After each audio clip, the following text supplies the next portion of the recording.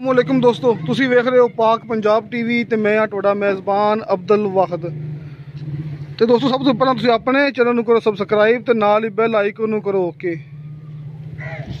दोस्तों ताकि अगली वीडियो का नोटिफिकेशन तुहाडे तक पहुंचे, तुसी वो वीडियो वेखो सब तो पहले।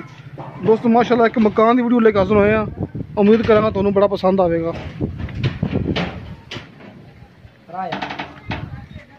आ देखो दोस्तों आपां खड़े इस बाहर फ्रंट पे।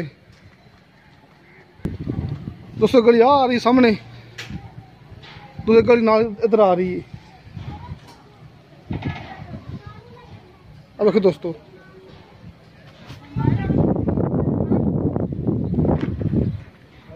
माशाल्लाह बड़ा दोस्तों खूबसूरत मकान है तुहाडे भरावां सामने।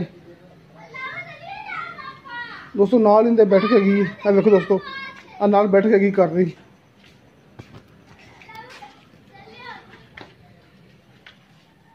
दोस्तों तिना गार्डर से तो बैठे तिना गार्डर से माशाल्लाह प्लस्तर तो सोए हुए ने। मकान दोस्तों मुकम्मल पक्का है माशाल्लाह। तो सामने बरामदा आ गया दोस्तों, बरामदा है माशाल्लाह 4 गार्डर से।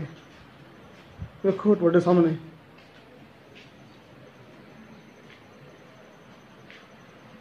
अंदर क्या है नहीं करता।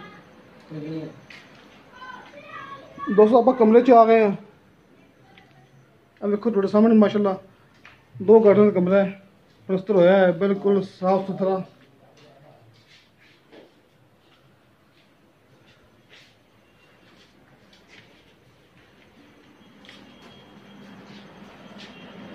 दोस्तों कमरा नंबर 2 अपना आ गया दूसरे गार्डन पे।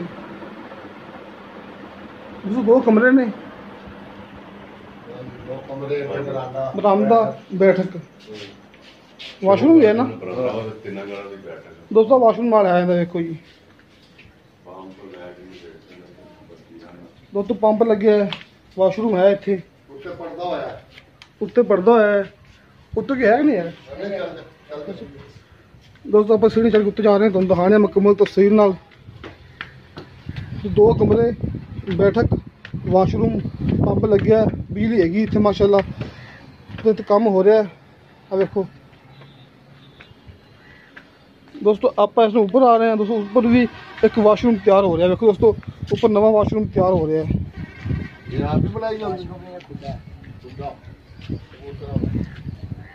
अच्छा खुदा जी दोस्तों, खुदा बना रहे हैं कबूतर वास्ते कहते पैने। मैं तुझे पता नहीं वाशरूम है कबूतर रखे थे बच्चे। ठीक हो गया, ठीक है जी।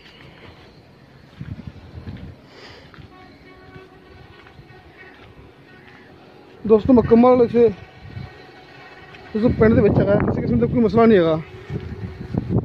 तो शहर से माशाल्लाह बिल्कुल करीब है, तहसील आरफ वाला जिला पाकपतन।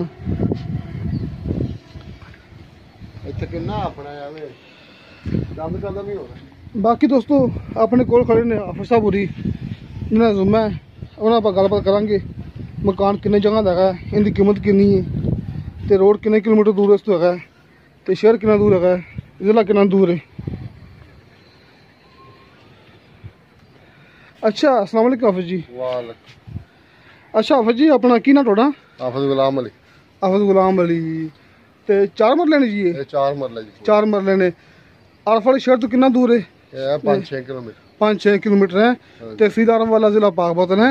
तो मेन रोड मेरे ख्याल बिल्कुल करीब है, पता तू हुणे चंद कदम मेन रोड दोस्तों सामने ना दोस्तों बिल्कुल नाल दोस्तों मतलब कि ना एक मुरब्बा भी नहीं है,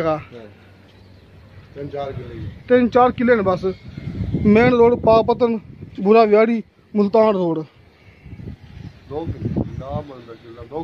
2 किलो नहीं बस मेन रोड है। ठीक हो गया अपन पता ही था फिर है। अच्छा जी ते एक बंदे नाथ ना बस रजिस्ट्री एक बंदे दे नाल रजिस्ट्री इंतकाल होगा ना? हां जी मौके ते हैं। हां जी मौके ते। ठीक है 2 कमरे हो गए ने? 2 कमरे, एक बैठक है, एक वाशरूम है, बरामदा है, पंप लगे, किचन है, किचन भी है ना? किचन बरामदे जी। हाँ किचन बरामदे विच देखा है। ठीक है जगह 4 मरले हैगी है, बिजली है, पानी है। पानी तो मीठा है? हाँ जी मीठा पानी बोर होया करदा है। गैस गुजा नहीं सप्लाई हैगी थे? गैस नहीं। ठीक है पानी बिजली है। ठीक मीटर लगा बिजली लगी है।